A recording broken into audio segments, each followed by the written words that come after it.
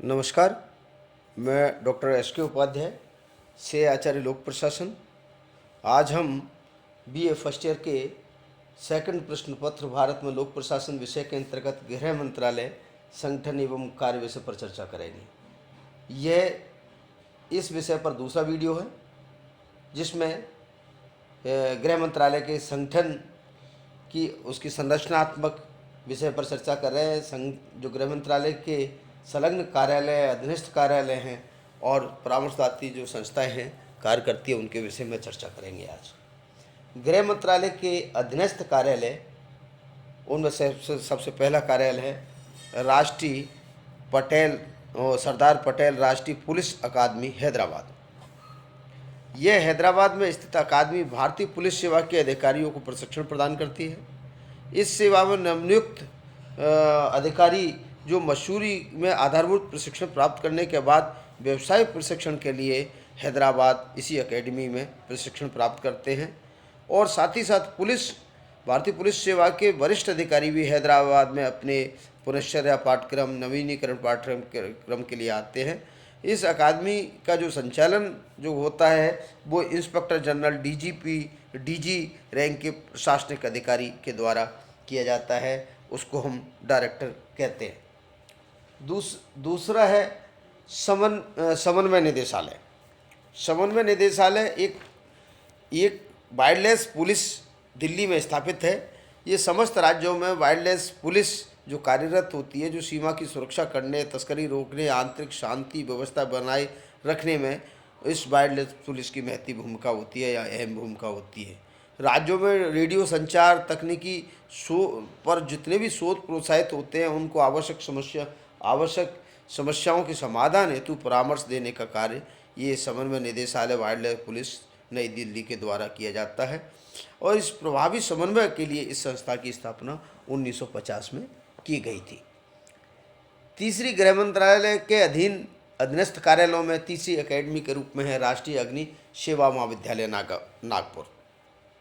जैसा कि हम सब जानते हैं कि आग बुझाने का कार्य तकनीक प्रकृति का है, इसलिए इसकी आग बुझाने के कार्य के लिए प्रशिक्षण की आवश्यकता होती है। इसी उद्देश्य को ध्यान में रखते आग बुझाने में संलग्न कार्मिकों को प्रशिक्षण देने के लिए ये राष्ट्रीय अग्नि सेवा महाविद्यालय नागपुर की स्थापना 1960 में की गई। पहले ये 1956 में रामपुर में स्थापित किया गया, उसके बाद नागपुर 1960 में स्थानांतरित कर दिया गया। अगली जो अधीनस्थ इकाई के रूप में कार्य करते हैं वो है भारतीय राष्ट्रीय नागरिक सुरक्षा महाविद्यालय नागपुर। जब देश के सम्मुख किसी प्रकार के कोई संकट आता है या कोई इस प्रकार की विपदा आती है, तो उस समय देश के नागरिकों का मनोबल बढ़ाने, कार्यरत कार्मिकों का मनोबल बढ़ाने के लिए राष्ट्रीय सुरक्षा की दृष्टि से बहुत आवश्यक, महत्वपूर्ण हो जाता है। और इसी उद्देश्य की प्राप्ति के लिए इस प्रकार के राष्ट्रीय नागरिक सुरक्षा महाविद्यालय की स्थापना हुई, क्योंकि इस प्रकार के संकट के समय अफवाहें या भ्रम फैलने की स्थिति हो जाती है, तो आम नागरिकों को जागरूक करना और चुनिंदा लोगों को, कार्मिकों को प्रशिक्षण द्वारा राष्ट्रीय सुरक्षा के संदर्भ में सावचेत किया जाता है, प्रशिक्षित किया जाता है, ताकि वो जनमानस में या जनसाधारण उनके मनोबल बढ़ाने के साथ साथ इस प्रकार के संकट के समय अपनी महती भूमिका अदा कर सकें।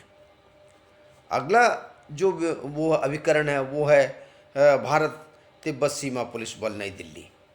भारत और तिब्बत सीमा की सुरक्षा के लिए सीमावर्ती क्षेत्र में शांति व्यवस्था बनाए रखने के लिए इस प्रकार के बल की स्थापना की गई, जिसका नाम था भारत तिब्बत सीमा पुलिस बल नई दिल्ली।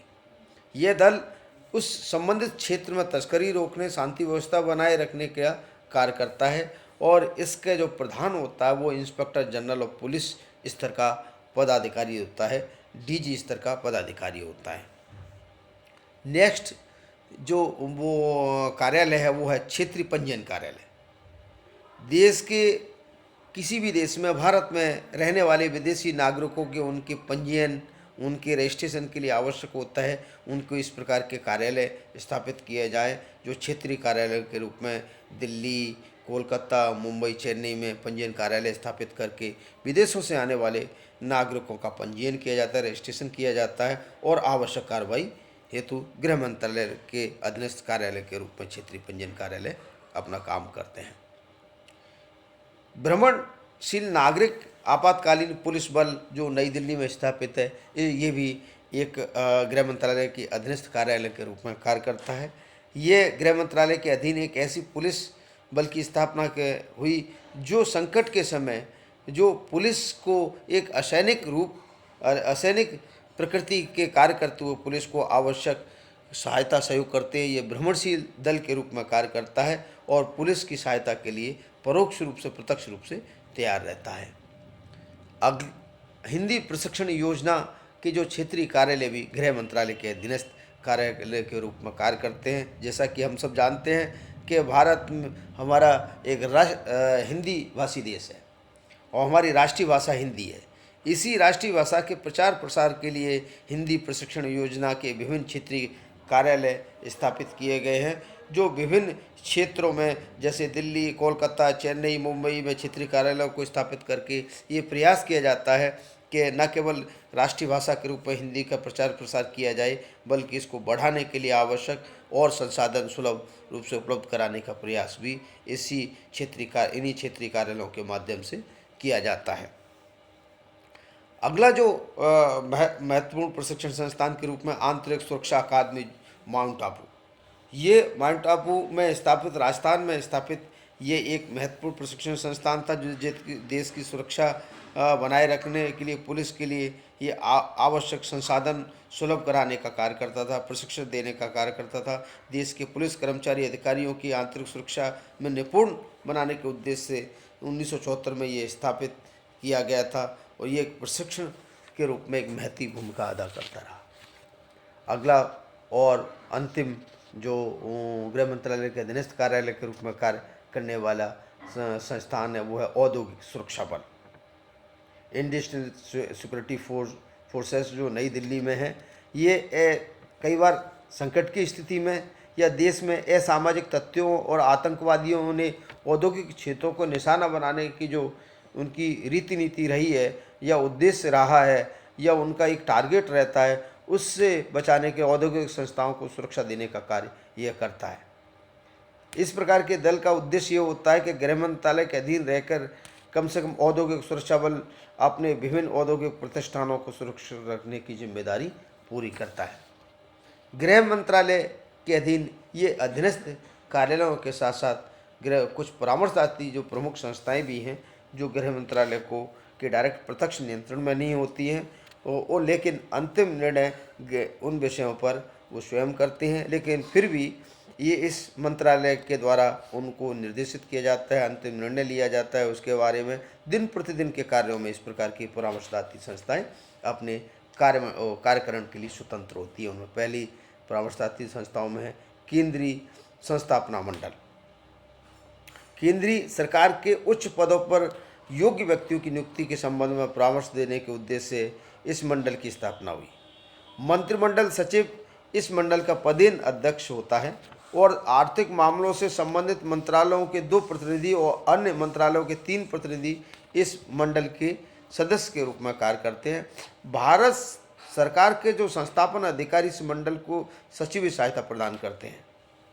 साथ ही साथ केंद्रीय सरकार में अपर सचिव और उससे ऊंचे के पदों सचिव को छोड़कर जितनी भी नियुक्ति की जाती है वो इसी केंद्रीय मंत्रिमंडल संस्थापन मंडल के सहयोग से की जाती है। वो यही उन नियुक्तियों के लिए भारत सरकार को परामर्श देता है। राजदूतों की नियुक्तियाँ, परराष्ट्र मंत्रालयों में क्षेत्र में आने वाली नियुक्तियों, संविधान के प्रदत्त जितने भी शक्तियाँ राष्ट्रपति को दी जाती है उन नियुक्तियों में केंद्रीय संस्थापन मंडल नियुक्ति में अपनी सलाह और परामर्श देता है। एक महत्वपूर्ण और जो परामर्शदात्री संस्था है वो उसमें है आपातकालीन राहत संगठन की क्षेत्रीय राहत संगठन की केंद्रीय परामर्शदात्री समिति। आपातकाल की स्थिति में निपटने के लिए मंत्रालय में अनेक महत्वपूर्ण निर्णय लेने होते हैं और आपातकाल की स्थिति में उपयुक्त निर्णय लेने की मदद के लिए यह समिति परामर्शदात्री संस्था के रूप में कार्य करती है। केंद्रीय सरकार का गृह सचिव इस समिति का पदेन अध्यक्ष होता है। एक सरकारी अधिकारी, 2 सामान्य नागरिक इस समिति के सदस्य होते हैं।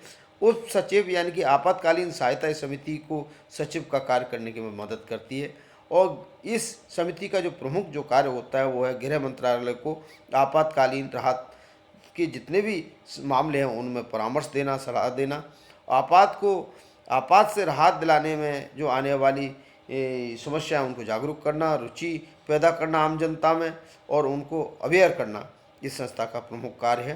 केंद्रीय आपातकालीन राहत संगठन को केंद्रीय योजना के प्रारूप बनाने के लिए भी यह संस्था परामर्श से सहयोग प्रदान करती है। तीसरी महत्वपूर्ण परामर्शदात्री संस्था है संघ शासित प्रदेशों की परामर्शदात्री समितियाँ। संघ शासित प्रदेशों के कुशल प्रशासन की संपूर्ण जिम्मेदारी केंद्रीय सरकार की है और केंद्रीय सरकार की ओर से यह जिम्मेदारी या उत्तरदायित्व गृह मंत्रालय का होता है। संघ प्रशासित प्रदेशों के शीर्षस्थ पदों की नियुक्ति गृह मंत्रालय के द्वारा की जाती है। अधिकारी गृह मंत्रालय के प्रति जवाबदेह होते हैं, उत्तरदायी होते हैं। गृह मंत्रालय में वर्तमान में 3 इस प्रकार की समितियां जो कार्य करती हैं वो अंडमान निकोबार द्वीप के लिए परामर्शदाता समिति, लक्षद्वीप, मिनिकॉय और अमन द्वीप के लिए परामर्शदात्री समितियां और चंडीगढ़ के लिए परामर्शदात्री समितियां और अन्य परामर्शदात्री समितियां भी जो परामर्शदात्री समितियों के रूप में महत्वपूर्ण भूमिका अदा करती हैं उनमें है जनजाति हरिजन समिति, केंद्रीय नशाबंदी समिति, इसी प्रकार से आपके अग्नि समिति, ये जनजाति कल्याण से जुड़ी परामर्श मंडल, ये समितियां गृह मंत्रालय को आवश्यक रूप से परामर्श देने का कार्य करती हैं। धन्यवाद।